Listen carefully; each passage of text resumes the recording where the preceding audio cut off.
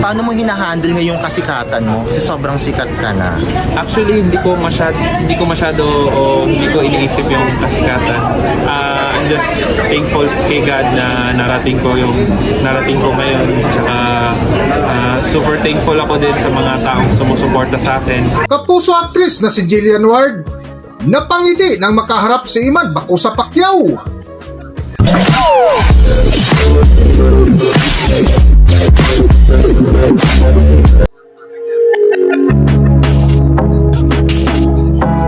Welcome back to Philippine Celebrity Broadcast.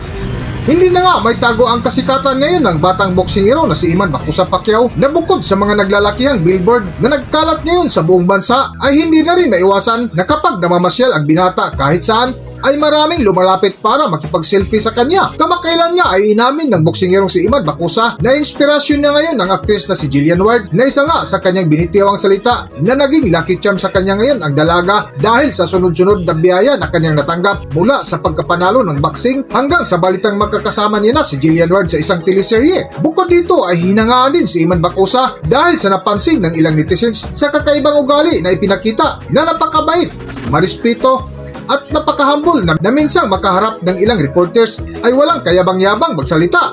Nakominto nga ng ilang netizens ay napakaswerte ngayon ni Jillian Ward kay Iman. Para sa buong kwento, narito ating panoorin at balikan ang interview ni Iman Bacosa na walang kayabang-yabang sa sarili habang kinausap ng media. Narito ang video. Okay. Eman, how do you stay fit and healthy despite your busy schedule?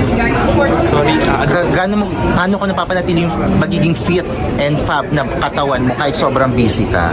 siyempre, unang-una sa lahat since pag busy ang tao, hindi na masyado na mas mabuti kumain ka ng healthy, matulog ka ng pag may oras kang magpahinga ka talaga. Pag may oras ka rin mag-workout ka. Yun ang ginagawa ko ngayon. Oo. Paano mo hinahandle ngayong kasikatan mo? Kasi sobrang sikat ka na. Actually, hindi ko masyado o hindi ko iniisip yung kasikatan. I'm just thankful kay God na narating ko ngayon. Tsaka super thankful ako din sa mga taong sumusuporta sa akin at sa pamilya ko at sa friends. Bukod sa boxing, ano pang ibang sports na gusto na ginagawa? Bukod sa boxing, boxing lang pero naglalaro ako ng basketball, ng chess, billiard. Kamusta kasama mo si Piolo sa I Am Worldwide Ambassador? Magkasama kayo ngayon sa isang proyekto. Ano masasabi mo? Magkasama po kami sa I Am Worldwide Barley. Napaka-exciting nun kasi siyempre napapanood ko rin siya dati.